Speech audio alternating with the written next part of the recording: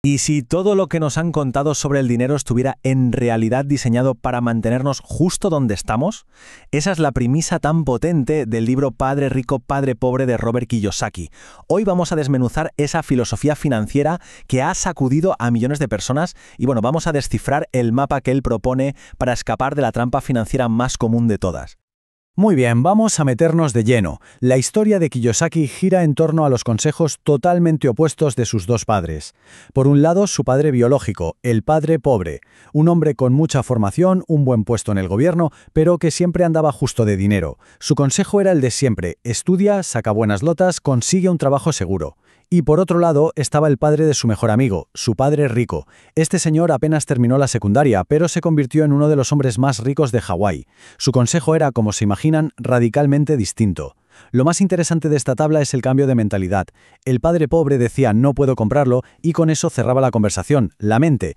En cambio, el padre rico preguntaba ¿cómo puedo comprarlo? Y con eso obligaba el cerebro a buscar soluciones, a ser creativo. Ese pequeño giro de una afirmación a una pregunta, según Kiyosaki, es lo que lo cambia absolutamente todo.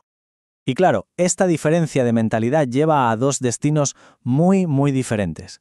Para la gran mayoría, el camino del padre pobre conduce de cabeza a lo que Kiyosaki bautizó como la carrera de la rata.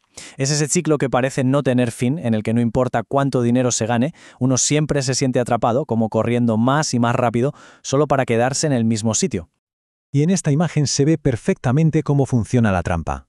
Se consigue un trabajo, se gana dinero.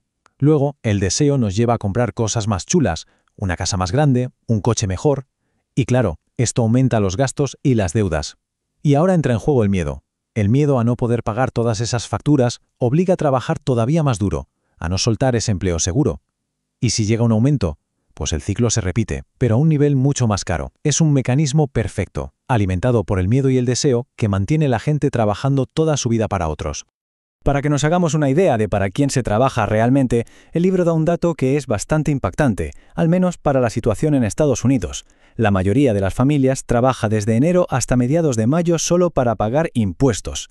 Aunque las cifras cambien de un país a otro, la idea es la misma, casi 5 meses del año. Esto quiere decir que una gran parte del esfuerzo inicial ni siquiera es para uno mismo, sino para el gobierno. Esto pone en perspectiva cuánto control externo hay sobre nuestras finanzas, ¿verdad? Entonces la pregunta del millón es: ¿cómo se sale de esta rueda de hámster? La respuesta de Kiyosaki no es trabajar más, ni pedir un aumento. Es entender una regla, una sola regla fundamental, un secreto que la gente rica conoce y que enseña a sus hijos desde bien pequeños. Y aquí está, este es el punto clave de todo. Mientras la mayoría de la gente dedica su tiempo y su energía a ganar un sueldo, los ricos se enfocan en otra cosa, en construir sistemas donde su dinero genera más dinero, incluso mientras duermen.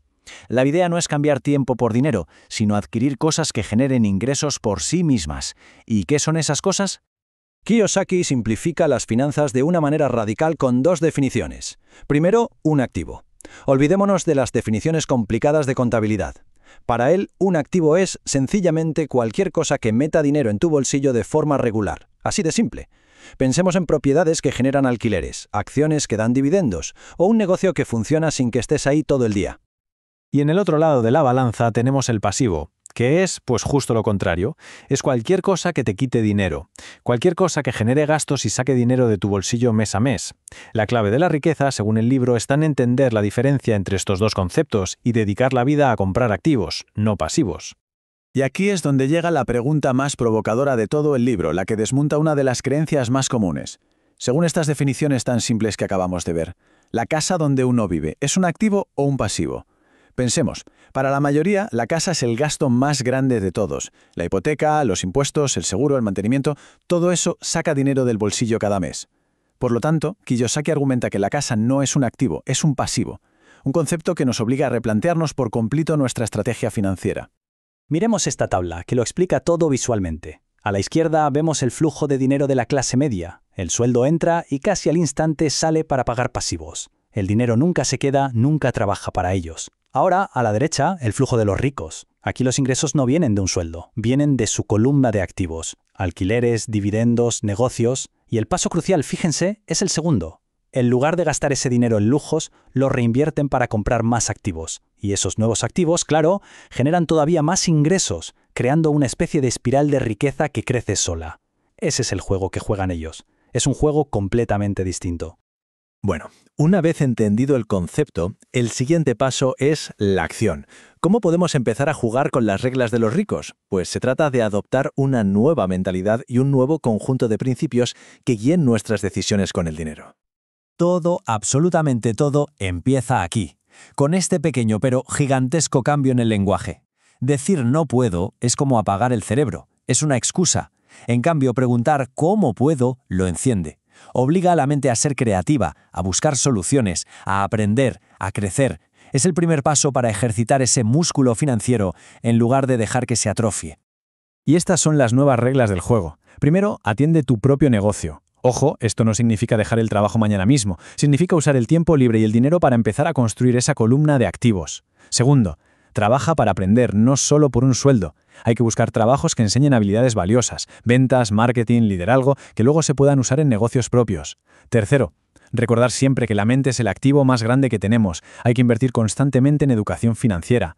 Y por último, aprender a usar la deuda de forma inteligente. Hay una deuda mala, la que compra pasivos como un coche de lujo, y hay una deuda buena, la que se usa para comprar activos que generan ingresos, como una propiedad para alquilar. Al final, todo se reduce a esta pregunta. La filosofía de padre rico, padre pobre no es una fórmula mágica para hacerse rico de la noche a la mañana, es un cambio de perspectiva. Nos obliga a mirar nuestra vida financiera de frente y a tomar una decisión consciente. O seguimos corriendo en la rueda o empezamos a construir un camino donde nuestro dinero y no nuestro tiempo sea el que trabaje más duro. La respuesta a esa pregunta podría definir por completo nuestro futuro financiero.